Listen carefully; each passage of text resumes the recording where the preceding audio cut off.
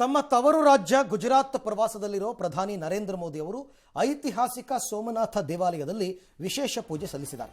ಇದೇ ವೇಳೆ ಸೋಮನಾಥ ದೇಗುಲದಲ್ಲಿ ನಡೀತಾ ಇರುವ ಶೌರ್ಯ ಯಾತ್ರೆ ಕಾರ್ಯಕ್ರಮದಲ್ಲಿ ಭಾಗಿಯಾಗಿದ್ದಾರೆ. ಜ್ಯೋತಿರ್ಲಿಂಗಗಳಲ್ಲಿ ಒಂದಾದ ಗುಜರಾತ್ನ ಶ್ರೀ ಸೋಮನಾಥ ದೇವಾಲಯದ ಮೇಲೆ ಮೊಹಮ್ಮದ್ ಘಜ್ನಿ ಮೊದಲ ಬಾರಿಗೆ ದಾಳಿ ನಡೆಸಿ 1000 ವರ್ಷಗಳು ಕಳೆದಿವೆ.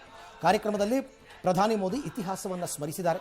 ಘಜ್ನಿಯಿಂದ ಔರಂಗಜೇಬ್ವರೆಗೆ ಎಲ್ಲ ಧಾರ್ಮಿಕ ಮೂಲಭೂತವಾದಿಗಳು ತಮ್ಮ ಕತ್ತಿಯ ಬಲದಿಂದ ಸೋಮನಾಥನನ್ನು ಗೆದ್ದಿದ್ದೇವೆ ಅಂತ ಭಾವಿಸಿದರು. ಆದರೆ ಕಾಲಚಕ್ರ ಉರುಳಿದಂತೆ ಆ ಆಕ್ರಮಣಕಾರರು ಇಂದು ಇತಿಹಾಸದ ಪುಟಗಳಿಗೆ ಸೀಮಿತವಾಗಿದ್ದಾರೆ. ಆದರೆ ಸೋಮನಾಥ ದೇವಾಲಯ ಇಂದಿಗೂ ಹೆಮ್ಮೆಯಿಂದ ತಲೆ ಎತ್ತಿ ನಿಂತಿದೆ ಅಂತ ಮಾರ್ಮಿಕವಾಗಿ ನುಡಿದರು. ಈ ದೇವಾಲಯ ಕೇವಲ ಕಲ್ಲಿನ ಕಟ್ಟಡವಲ್ಲ, ಭಾರತದ ಅಸ್ಮಿತೆ ಮತ್ತು ನಾಗರಿಕತೆಯ ಹೆಮ್ಮೆಯ ಸಂಕೇತ ಅಂತ ಬಣ್ಣಿಸಿದರು. ಇತ್ತ ರಾಮ ಜನ್ಮಭೂಮಿ ಅಯೋಧ್ಯೆಯಲ್ಲಿ ಸುಮಾರು 15 ಕಿಲೋಮೀಟರ್ ವ್ಯಾಪ್ತಿಯಲ್ಲಿ ಮಾಂಸಾಹಾರ ಪದಾರ್ಥ ವಿತರಣೆಯನ್ನು ನಿಷೇಧ ಮಾಡಲಾಗಿದೆ.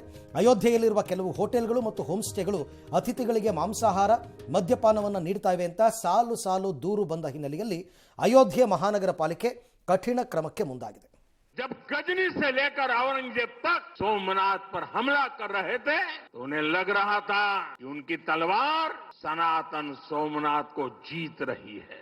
वो मजहबी कट्टरपंथी ये नहीं समझ पाए कि जिस सोमनाथ को वो नष्ट करना चाहते हैं, ये समय चक्र है कि सोमनाथ को ध्वस्त करने की मंशा लेकर आए मजहबी आतताई आज इतिहास के कुछ पन्नों में सिमट कर रह गए. और सोमनाथ मंदिर उसी विशाल समंदर के किनारे गगनचुंबी धर्म ध्वजा को थामे खड़ा है. सोमनाथ का ये शिखर मानव उद्घोष कर रहा है. ನೋಡಿ, ಎಂಥ ಅದ್ಭುತ ಕಾರ್ಯಕ್ರಮ ಇದು ಅಂತಂದ್ರೆ, ನಾವೆಲ್ಲ ಇತಿಹಾಸದಲ್ಲಿ ಓದಿದ್ವಿ ಸ್ಕೂಲ್ನಲ್ಲಿ. ಮೊಹಮ್ಮದ್ ಘಜ್ನಿ ದಾಳಿ ಮಾಡಿದ್ರು, ಭಾರತವನ್ನ ಲೂಟಿ ಹೊಡೆದ್ರು, ಹಿಂದೂ ದೇವಸ್ಥಾನಗಳನ್ನ ದೇವರ ವಿಗ್ರಹಗಳನ್ನ ಒಡೆದು ಹಾಕಿದ್ರು. ಅದರಲ್ಲಿ ಪ್ರಮುಖವಾದದ್ದೇ ಈ ಸೋಮನಾಥ ದೇವಾಲಯ. ಸೋಮನಾಥ ದೇವಾಲಯವನ್ನ ಒಡಿಬೇಕು ಅನ್ನೋ ಉದ್ದೇಶದಿಂದಲೇ ಭಾರತದ ಮೇಲೆ ದಾಳಿ ಮಾಡಿದ್ದು ಘಜ್ನಿ. ಇಲ್ಲಿನ ಸಂಪತ್ತನ್ನ ಲೂಟಿ ಮಾಡ್ತಾನಲ್ಲ, ಇಡೀ ದೇಶದಲ್ಲಿ ಸಿಕ್ಕ ಸಂಪತ್ತಿನ 10% ಭಾಗ ಸೋಮನಾಥ ದೇವಾಲಯದಲ್ಲಿ ಸಿಕ್ಕಿರುತ್ತೆ ಆತನಿಗೆ. ಅಷ್ಟು ಶ್ರೀಮಂತ ದೇವಸ್ಥಾನ. 2026ರಲ್ಲಿ ದಾಳಿ ಮಾಡಿದ್ದು. ನಿಮಗೆ ಆ ದೇವಸ್ಥಾನದಲ್ಲಿ ಕಬ್ಬಿಣದ ವಸ್ತುಗಳೇ ಇರಲಿಲ್ವಂತೆ, ಬರೀ ಚಿನ್ನದ ಗಂಟೆಗಳು, ಚಿನ್ನದ ಸರಳುಗಳು, ಚಿನ್ನದ ಚೈನು ಎಲ್ಲ. ಅಷ್ಟು ಶ್ರೀಮಂತ ದೇವಸ್ಥಾನ. ಈ ದೇವಸ್ಥಾನವನ್ನ ಕಾಯೋದಕ್ಕೆ ಒಂದು ಸಣ್ಣ ಸೈನ್ಯ ಇತ್ತು. ಆ ಸೈನ್ಯವನ್ನ ಸದೆಬಡಿತಾನೆ ಆತ. ಆ ಸೈನ್ಯ ಜನ ದೇವಸ್ಥಾನದ ಸುತ್ತಮುತ್ತಲಲ್ಲೇ ಎಲ್ಲರೂ ಸಾವಿರಾರು ಸಂಖ್ಯೆಯಲ್ಲಿ ಸತ್ತು ಬೀಳ್ತಾರೆ.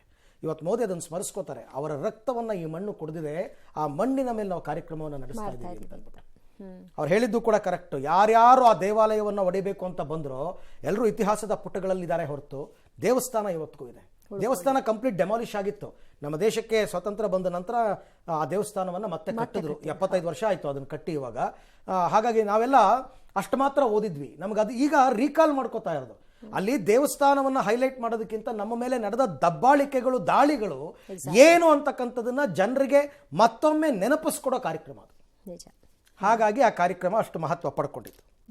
ಜೀನಿ ಸ್ಲಿಮ್ ತಗೊಳಕ್ಕೆ ಸ್ಟಾರ್ಟ್ ಮಾಡಿದ್ನೋ ಅವಾಗ ಮಂತ್ಲಿ ಪೀರಿಯಡ್ಸ್ ಆಗ್ತಾ ಇದ್ದೀನಿ. PCOD ಪ್ರಾಬ್ಲಮ್ ನಾರ್ಮಲ್ ಆಗಿದೆ, ಥೈರಾಯ್ಡ್ ನಾರ್ಮಲ್ ಆಗಿದೆ. ಪೀರಿಯಡ್ಸ್ ಎಲ್ಲ 6 ಮಂತ್ ಆದ್ರೂ ಆಗ್ತಾ ಇದ್ದಿಲ್ಲ, ಇವಾಗ ರೆಗ್ಯುಲರ್ ಪೀರಿಯಡ್ಸ್ ಆಗ್ತಾ ಇದೆ. ಜೀನಿ ಸ್ಲಿಮ್ ನ ಯೂಸ್ ಮಾಡಿ 8 ತಿಂಗಳಲ್ಲಿ 55 kg ಸಣ್ಣ ಆಗಿದ್ದಾರೆ. ಜೀನಿ ಸ್ಲಿಮ್ ತಗೊಳ್ಳಿ, ಬೇಗ ಸಣ್ಣ ಆಗ್ತೀರಾ, ಫ್ಯಾಟ್ ಲಾಸ್ ಆಗ್ತದೆ. ಜೀನಿ ಸ್ಲಿಮ್ ನ ಯೂಸ್ ಮಾಡಿ 100% ಯಾವುದೇ ಸೈಡ್ ಎಫೆಕ್ಟ್ ಇಲ್ದಂಗೆ ಸಣ್ಣ ಆಗ್ತೀರಾ. ಇನ್ನು 3ನೇ ಅತ್ಯಾಚಾರ ಪ್ರಕರಣದಲ್ಲಿ ಕೇರಳದ ಪಾಲಕ್ಕಾಡ್ ಕಾಂಗ್ರೆಸ್ ಶಾಸಕ ರಾಹುಲ್ ಮಮ್ಕೂಟತಿಲ್ನನ್ನ ಕೊನೆಗೂ ಪೊಲೀಸರು ಬಂಧಿಸಿದ್ದಾರೆ. ನಿನ್ನೆ ರಾತ್ರಿ ಪಾಲಕ್ಕಾಡ್ನ ಹೋಟೆಲ್ ಒಂದರಲ್ಲಿ ವಶಕ್ಕೆ ಪಡ್ಕೊಂಡಂತಹ ಪೊಲೀಸರು ಪ್ರಾಥಮಿಕ ವಿಚಾರಣೆಯ ನಂತರ ನ್ಯಾಯಾಲಯಕ್ಕೆ ಹಾಜರುಪಡಿಸಿದ್ರು. ಕೋರ್ಟ್ 14 ದಿನ ನ್ಯಾಯಾಂಗ ಬಂಧನಕ್ಕೆ ಒಪ್ಪಿಸಿದೆ.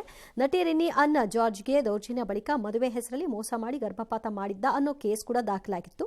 ಇದರ ಬೆನ್ನಲ್ಲೇ ಇದೀಗ 3ನೇ ಕೇಸ್ ದಾಖಲಾಗಿದೆ. ಡಿಸೆಂಬರ್ 12ರಂದು ಮಮ್ಕೂಟತಿಲ್ ವಿರುದ್ಧ ದಾಖಲಾಗಿದ್ದಂತಹ ಮೊದಲ ಅತ್ಯಾಚಾರ ಪ್ರಕರಣದ ತನಿಖೆಯನ್ನು ರಾಜ್ಯ ಪೊಲೀಸ್ ಕ್ರೈಮ್ ಬ್ರಾಂಚ್ಗೆ ವರ್ಗಾಯಿಸಿತ್ತು.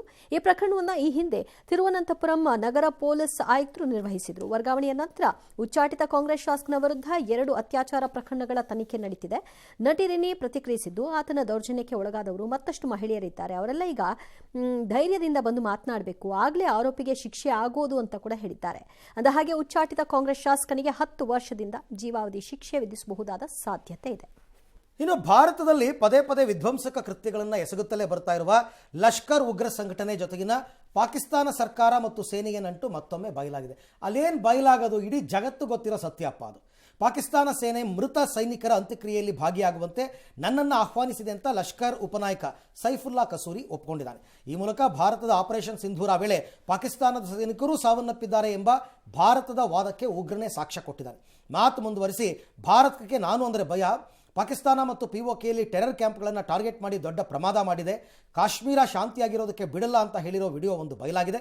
ಅಂದಹಾಗೆ ಈ ಕಸೂರಿಯೇ ಪಹಲ್ಗಾಮ್ ಉಗ್ರ ದಾಳಿಯ ಮಾಸ್ಟರ್ ಮೈಂಡ್, ಅಲ್ಲದೆ ಲಷ್ಕರಿಯ ತೊಯ್ಬಾದ ಹಫೀಜ್ ಸಯೀದ್ನ ಅತ್ಯಾಪ್ತ.